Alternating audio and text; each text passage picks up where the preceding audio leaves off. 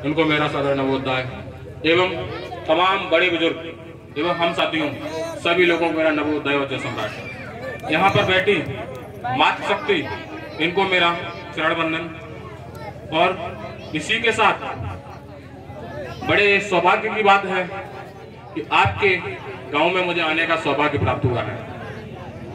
आज अस्वस्थ था मैं, शायद यहाँ बताया भी था कि मैं नहीं आ सकता हूँ, पर ये तथागत की कृपा है कि आप लोगों के बीच में मुझे आने का सौभाग्य प्राप्त हुआ है। कल से ही काफी स्वास्थ्य मेरा गड़बड़ हो गया था, खराब हो गया था। मुझे नहीं उम्मीद थी कि मुझे आज जा पाएंगे, और यहाँ से जब सूचना पहुंचती है, कल भी सूचना थी, तो गिलाधर जी, डॉक्टर जी, साक्षी का फोन पहुंचा, भैया आपको पहुंचना है। हमने ठीक है मैं आता हूँ। तो लगभग 2-2:30 बजे वहां से निकला था और आपके यहाँ पर आ गया। मैं अपना परिचय बता देता हूँ। मेरा नाम विवेक साक्य है और एक मैं बहुत छोटे से गांव से निकला हूँ। इटावा जनपद के जसवंत नगर विधानसभा के बनकटी बुजुर्ग गांव, वहां से निकल के आपके यहाँ पर आने का काम किया है। आज से लगभग 8 साल पहले जब हम लोग कानपुर विश्वविद्यालय में पढ़ाई किया करते थे, तो वहां पर जब हम लोग रहते थे तो वह सोचा कि आज भी हमारे समाज के साथ, हमारे युवाओं के साथ, हमारी बहन बेटियों के साथ जो घटनाएं हो रही हैं, इनकी आवाज उठाने के लिए कोई भी आने को तैयार नहीं है। कोई भी आवाज उठा नहीं सकता है, कोई न्याय दिलाने के लिए काम नहीं कर रहा है। क्यों ना कुछ एक नई पहल की जाए। जमीन पे कब्जे हो जाते हैं, मारपीट हो जाती है, उसके बाद भी हम लोग जब थाने पहुंचते हैं तो वहां से हमें भगा दिया जाता है। तो क्या करना चाहिए, ऐसी क्या चीज की जरूरत है जिससे कि आज हमारे समाज की जो आवाज है वो बुलंदियों से सुनी जाए। कैसे हम लोग इंसाफ दिलाएं? तो हमारे साथ पढ़ने वाले स्वजाति हमारे साथी थे, उन लोगों के साथ मैंने विचार विमर्श किया। हमने क्या करना चाहिए, सारे लोगों की सहमत हुई कि एक संघ बना लेना चाहिए, क्योंकि ये बुद्ध की विचारधारा में द्वितीय मंत्र है कि एक संघ में बना के चलना चाहिए। और जब हम लोग संघ बना लेते हैं तो आवाज को सुना जाता है। तो उस समय हमारे जो साथी हैं उन सब लोगों के साथ बैठ के एक संगठन का नींव रखी, जिसका नाम युवा साक्य संगठन रखा गया। और इस समय मैं उसका प्रदेश अध्यक्ष हूँ। आप सब लोगों ने जब भी चुनाव होता है तो मुझे को प्रदेश अध्यक्ष चुन दिया जाता है, और इस दायित्व को मैं पहली बार शायद निभा रहा हूँ।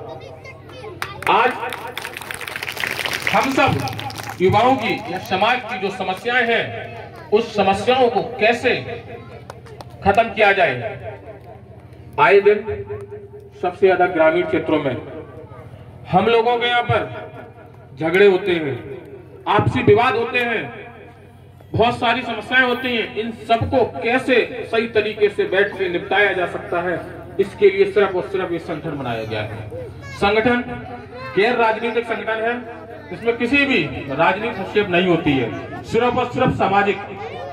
समाज के साथ कहीं पर भी उत्पीड़न है, उस आवाज को बुलंदियों तक पहुंचाने का काम है।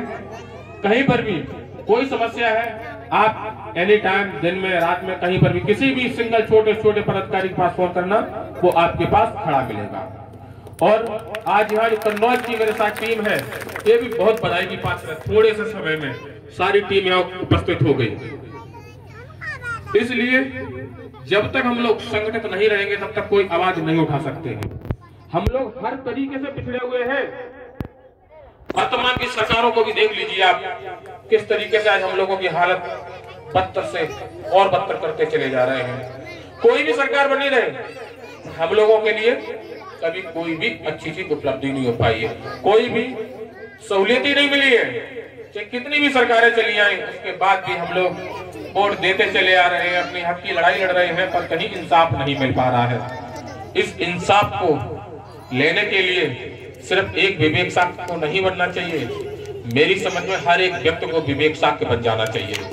जब तक आप लोग, हर व्यक्ति के अंदर एक विवेक साक्य पैदा नहीं हो जाएगा, तब तक जो आज हम लोग ऊपर हावी व्यक्ति हैं, ये हावी बने रहेंगे। हमारी ताकत आप लोग हैं और आपकी ताकत हम लोग हैं। तो हम लोग एक साथ मिलकर जब निकलेंगे ना, तो हमारी आवाज भी सुनी जाएगी। यहाँ नहीं, लखनऊ से लेकर दिल्ली तक आपकी आवाजें सुनी जाएंगी।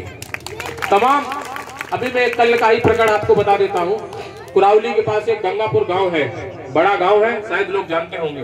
काफी दिन से 3 भाई थे, भाइयों विवाह चल रहा था और वहां के चंद से लोग उनको गुमराह किए थे, होने नहीं दे रहे थे 2 साल से। मैंने वहां पर लोगों से बात की कि इस मामले में हम लोग आना चाहते हैं, क्या ये समस्या सॉल्व हो जाएगी? गांव के लोगों ने बोला कि नहीं, ये समस्या सॉल्व नहीं हो पाएगी। जब कोई व्यक्ति कह देता है मुझसे कि ये काम आपसे नहीं हो पाएगा, तो अंदर से मेरे एक जवाब आता है, जब कोई इसको नहीं कर सकता तो तुझे इस काम को जरूर करना चाहिए। मैं कल सुबह 10 बजे वहां पहुंच गया, घर से 8 बजे निकला और लगभग वहां मुझे 5 घंटे लगे। तीनों भाइयों को बिठारा, बैठ के बातचीत की और सारे लोगों को आपसी बंटवारा करके निकल आए। और आज फोन आता है उन लोगों का, तीनों भाइयों का, और बोल रहे कि भैया आप आ गए, सारी समस्याएं मेरी खत्म होगी। कब से हम लोग कोर्ट कचहरी कर रहे थे, यानी कितने पैसे बर्बाद कर दिए, रोज थाने में बैठ जाते थे, पुलिस परेशान करती थी। तो इस तरीके से भी दायित्व बनता है कि हम लोग आप उसके निपटारे आप उसमें ही कर लें। आज सबसे बड़ी समस्या हमारे समाज में जो है, वो जो झगड़े हैं, वो ज्यादातर नाली के पानी को लेकर झगड़े हो रहे हैं। कहीं किसी भाई ने भाई की मेड़ काट लेता है, उसके ऊपर झगड़े हो जाते हैं, और जब झगड़े होते हैं तो ये कोर्ट कचहरी में पहुंच जाते हैं। जब उनसे बात की जाती है तो ये कहते मैं इसको छोड़ने वाला नहीं हूं, चाहे मेरा खेत बिक जाए 2 बीघा, तो इसको छोड़ूंगा नहीं। क्या इस समाज की आज यही लड़ाई रह गई है कि हम लोग नाली के पानी के ऊपर लड़े, थोड़ी सी मेड़ कट जाए इसके ऊपर लड़ाई लड़े? जो हकीकत की आज हम लोगों को लड़ाई लड़नी चाहिए थी, उस लड़ाई पे हम तो लड़ ही नहीं रहे हैं। हम लोगों को तो गुमराह कर दिया गया, आप मेड़ की लड़ाई लड़िए, आप नाली की लड़ाई लड़िए। तो जो लड़ाई है आज वास्तव में हम युवाओं की, वो सम्मान की लड़ाई है। ये सम्मान की लड़ाई है, जो आज मेरे सम्मान के साथ खिलवाड़ हो रहा है। जो आज हम लोगों को वास्तव में लड़ाई लड़नी थी, वो लड़ाई थी लोकसभा, राज्यसभा, सांसद बनना, विधायक बनना, डॉक्टर बनना, इंजीनियर बनना, IPS PCS बनना, DM SDM बनना। क्या सही मायने में ये लड़ाई हम लड़ पा रहे हैं? ये लड़ाई तो हम लोग लड़ ही नहीं पा रहे हैं। हम लोग तो शिक्षा में सबसे पीछे हैं, राजनीति में तो कुछ पूछे ही नहीं। तो कहां से हम लोगों को न्याय मिलेगा? अगर इस न्याय को चाहिए, या अपनी आवाज को बुलंद करना है, या अपने समाज के ऊपर हो रहे अत्याचार को खत्म करना है, तो सबसे बड़ी बात यही है, एक छोटा सा मंत्र है। अगर सिर्फ और उसी मंत्र को आप सभी लोग मान लें, मैं नहीं कहता हूं कि मेरे कहने से मान लीजिए, आपकी कसौटी पर खरा उतरे, तो उस मंत्र को मान लेना। मैं वादा करता हूं कि आप लोगों को कभी कोई सताने नहीं आएगा। सिर्फ और सिर्फ कभी भी आप अपने समाज की बुराई मत करिए, कितना भी बुरा बना रहे, पर आप अपने मुंह से दूसरे के सामने मत कहना कि ये मेरा व्यक्ति बुरा है। और ना कभी दूसरा व्यक्ति अगर कह रहा है आपके भाई को या आपके पुत्र को, किसी को भी ये बुरा है या ऐसा है, तो उससे साफ मना कर देना, ऐसा नहीं है, ऐसा नहीं है। वो बहुत अच्छा व्यक्ति है, और उसको घर पे अगर उसकी गलती है तो घर पे बैठा के कमरे बंद करके उसको डांट देना। मैं वादा करता हूं जो बाहरी लोग हैं, जो हावी होते हैं हमारे कुल पर, हमारे समुदाय पर, वो हावी होना बंद कर देंगे। कहीं पर भी देख लेना, हमारा कोई भाई हो, कोई मैटर हो जाता, कोई झगड़ा हो जाता, कोई बात कह दी है, तो 2 मिनट में लोग उसे मारने के लिए तैयार हो जाते हैं, क्योंकि सबको पता है तो जात सीधी होती है। हम लोग खुद चिल्लाते घूमते हैं, जात सबसे सीधी है सत्य, और सही मायने में, क्योंकि हम लोग अपनी शक्ति को भूल चुके हैं। हम लोग सम्राट अशोक, चंद्रगुप्त मौर्य जैसे शासकों के पुत्र नाते हैं उन लोगों के हम, और वो रक्त तो आज हमारे अंदर है, पर वो दौड़ नहीं रहा है। वो कैसे दौड़ेगा? उस रक्त को आपको दौड़ाना है अपनी रगों में, तभी कुछ हो सकता है।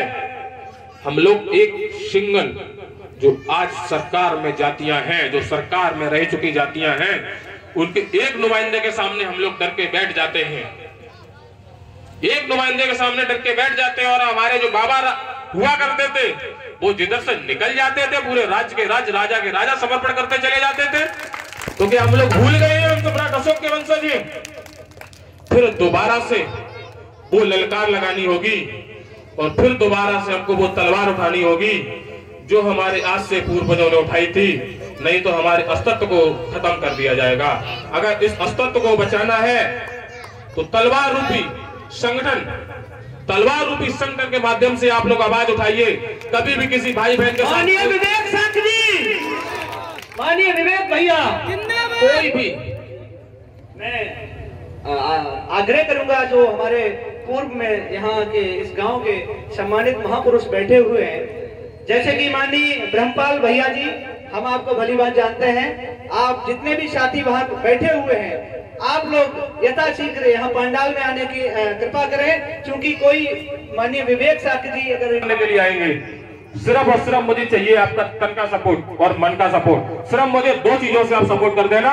मैं वादा करता हूं कि मेरे समाज के व्यक्ति के ऊपर, किसी बहन बेटी या भाई के ऊपर कभी अत्याचार नहीं हो सकता, इसकी मैं जिम्मेदारी लेता हूं। कहीं पर भी अगर ऐसी घटना होती है तो अवगत करा देना, मैं उसका बदला लेके आपको दिखा दूंगा।